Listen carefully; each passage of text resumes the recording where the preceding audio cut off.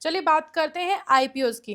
Sir H D be financial IPO जो कि H D F C की subsidiary company है, उसका आईपीओ कल से खुल रहा है, 27 जून तक रहेगा। प्राइस बैंड उन्होंने डिसाइड किया है 700 से 740।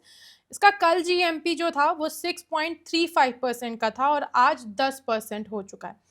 ये एक ऐसा आईपीओ है जो कि सबसे ज़्यादा इसके बारे में बातचीत की जा रही है। इन्वेस्टर्स बहुत एक्साइटेड हैं। आपका क्या व्यू है? इनफैक्ट मैं ब्रोकरेज की बात करूं तो सेंट्रम ब्रोकिंग और एसबीआई सिक्योरिटीज जो है उन्होंने इस पर पॉजिटिव आउटलुक दिया है।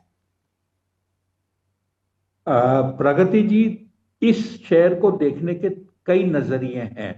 सबसे पहले अपने बाजार में एक सेकेंडरी मार्केट है, एक प्राइमरी मार्केट है और एक छोटा मार्केट और है जिसे अनलिस्टेड मार्केट कहते हैं।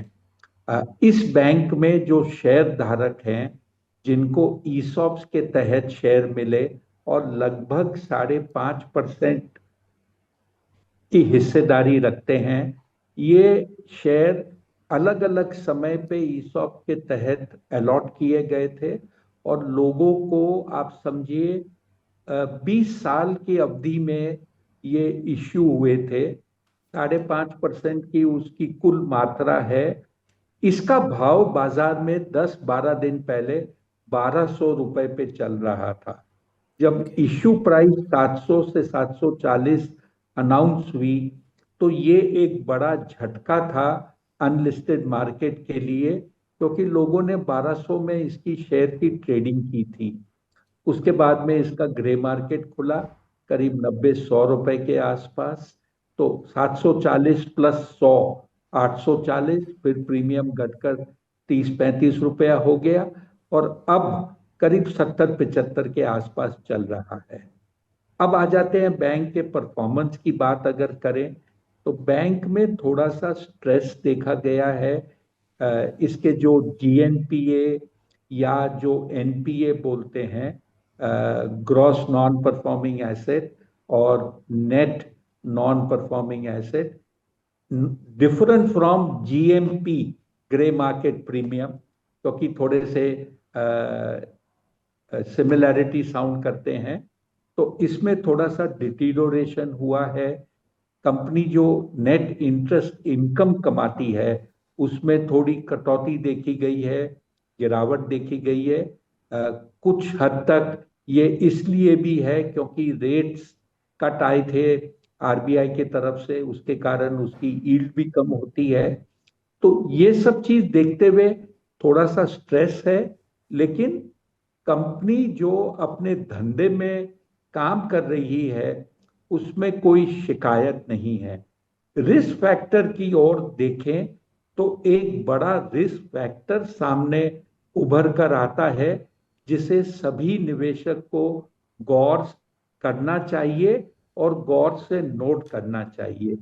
आरबीआई ने पिछले साल एक ड्राफ्ट सर्कुलर इश्यू किया था जिसमें ये कहा था कि अगर कोई कंपनी वही एक्टिविटी करती है जो उसकी पेरेंट करती है तो ऐसे पेरेंट को उस कंपनी में अपनी हिस्सेदारी 20% या उससे कम करनी होगी। अपन सभी जानते हैं कि एचडीएफसी बैंक जो इसका प्रमोटर है, बैंकिंग एक्टिविटी करता है, लोन देता है, वही एक्टिविटी एचडीबी करती है। सिर्फ एक फर्क है कि एचडीएफसी बैंक क्योंकि एक बैंक है वो डिपॉजिट लेती है और उसी के सामने आपको जो बोलते हैं क्रेडिट अकाउंट, अकाउंट कैश, ये सेविंग्स बैंक अकाउंट, ये सब भी खोलती है जो एचडीबी नहीं करती। बाकी लोन लेना, जो लोन देने का कारोबार है, वो सभी कुछ ये बैंक करती है। तो ये सर्कुलर अगर ड्राफ्ट सर्कुलर से एक्चुअल इंप्लीमेंट हो जाता है तो एचडीएफसी बैंक के पास दो विकल्प रह जाएंगे, या तो इस एक्टिविटी को बंद करें या अपनी हिस्सेदारी आज के दिन जो 94% है, इश्यू के बाद 74 हो जाएगी, उसे 20% पे लाना पड़ेगा। ये डाइल्यूशन बहुत बड़ा हो सकता है जब भी ये ड्राफ्ट सर्कुलर कानून में बदलेगा उसके बाद 2 साल का समय दिया जाएगा। तो ये एक रिस्क फैक्टर ध्यान में रखकर इसमें निवेश करना चाहिए। तो मतलब आप कह रहे हैं कि कॉन्शियसली करें, अगर आपके पास ज़्यादा पैसा है मतलब आप 2-4 आईपीओ में इन्वेस्ट कर सकते हैं तो कर दें, अदरवाइज पैसा बचा के किसी और आईपीओ के लिए रखें। Is it so? नहीं, प्रगति मैं ये नहीं कह रहा, मैं ये कहना चाहता हूं कि मान लीजिए ड्राफ्ट सर्कुलर को आरबीआई मंजूरी दे देती है और उसको इम्प्लीमेंट कर देती है, ये शेयर भी लिस्ट हो जाएगा अगले 10-12 दिन के बाद। जब ये लिस्टेड शेयर होगा और ऐसा आरबीआई के तरफ से कदम उठाया जाएगा तो उसका सीधा इम्पैक्ट इस शेयर पर आएगा। जो शेयर धारकों जो अब पब्लिक इशू के तहत शेयर धारक हो जाएंगे उनके ऊपर में बड़ा इम्पैक्ट इस चीज का आ सकता है। ओके, तो बिड करें या अवॉइड करें, एक आप डिसीजन बताएं दर्शकों के लिए।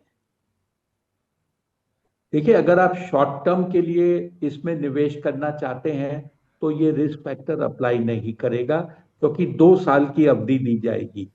तो आप बेशक अप्लाई कर सकते हैं, लेकिन अगर आप लॉन्गर टर्म प्लेयर हैं तो आपको थोड़ा सोचना चाहिए। अगर ये इस चीज पर क्लैरिटी आती है तब लें, या आप निश्चय करें लिस्टिंग के बाद कि उस समय माहौल क्या बनता है शेयर के ऊपर। सर ये मतलब अगर शॉर्ट टर्म में लोग करना चाहते हैं निवेश तो उनको इसमें करना चाहिए, लॉन्ग टर्म में इसमें थोड़े से रिस्क हैं जो कि हमने पहले बताए हैं, उनको ध्यान में रख कर के करें।